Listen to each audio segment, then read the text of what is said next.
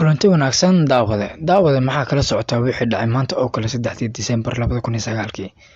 waxaa jiraan dhalinyaro waagaas aad u da'yara oo aan waxba kala socon wixii dhacay maalinkaas xilli isma lahayn arday ayaa la qarxinaya oo maalintii ugu farxadda badneed noloshooda ayaa geeri loogu bedelayaa waana sababta ay dadka qaar isleeyihiin wixii dhacay waxay ahaayeen wax argagax gooni ah watay qof walba oo Soomaali wuxuu aaminsan yahay in ay maleegeen dhagar qabayaal arxan daran oo aan waxba hadaf ka lahayn nolosha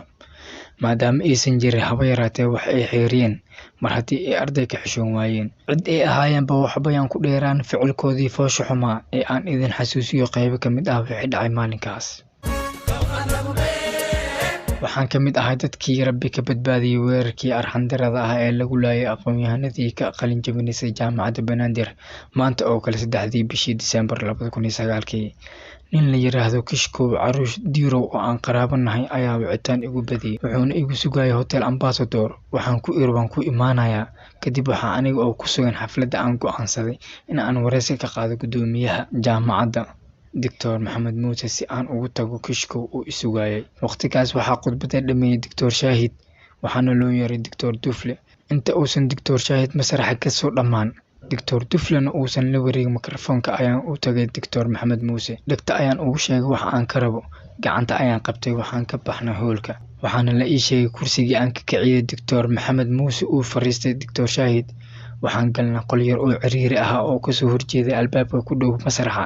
kadib wareysigii ayaan bilownay qiyaastii dhowr daqiiqo kadib qarxii ayaa dhacay waxaan xasuustaa gudaha iyo iridda hore qolkii aan ku jirnay waxaa daadsanaa dhaawaca iyo meedadka dadkii qaraxu gaaray qof aan mooday in uu gambanayo oo sujuudsan ayaa albaabka ku go'naa qadar ilbiriqsiyo ah kadib ayaa waxaa gebi ahaanba istaagay shanqartii dadka oo aad mooday in la yiri aamusa waxaan ahaa qofkii ugu horeeyay ee yiri sidee wax u dhaceen waxa ii jawaabay cod aanan garanayn qofka uu yahay oo igu yiri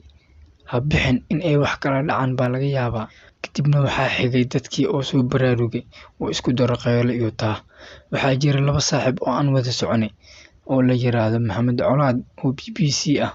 iyo Maxamed Jombe waxay labaduba ka kaceen goobtii ay fadhiyeen markii ay waayeen waxaan isaga hornimid albaabka hoolka iyaga oo iraadinaya iyo aniga oo ayaga raadinaya waxaan ka qayb qaatay gurmadkii intii aan awooday aniga oo aan ogeyn waxa aan sameynayo dadka aan xasuusto ee aan gaariga gurmadka wax ka saaray waxa ka mid ahaa laba nin oo saaxiibadii ahaa Yaasir iyo Cumar Faaruq oo ahaa sawir qaado u shaqeynayay majalada Reuters oo dhaawacoodu aad u darnaa Yaasir naxariistii janno Allah ka waraabiyo Cumar Faaruqna waa nool yahay oo waan isla hadalnaa ardayda ku dhimatay goobta waxaa ka mid ahaa walaalkii igu casuumay xafladda oo magaciisu ah Maxamed waxaana la ii sheegay hooyadiis in ay ku soo korisay shidaal ee dariiqa ku iibin jirtay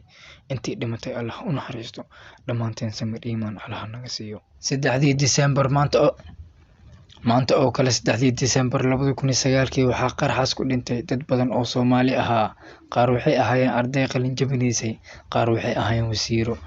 qaarna waxay ahaayeen waalidiin la qaybsanaysa farxadda carruurtooda ilaahay waxaan ka baryaynaa intii ku dhimatay in uu ilaahay u naxariisto قرنكي مولعي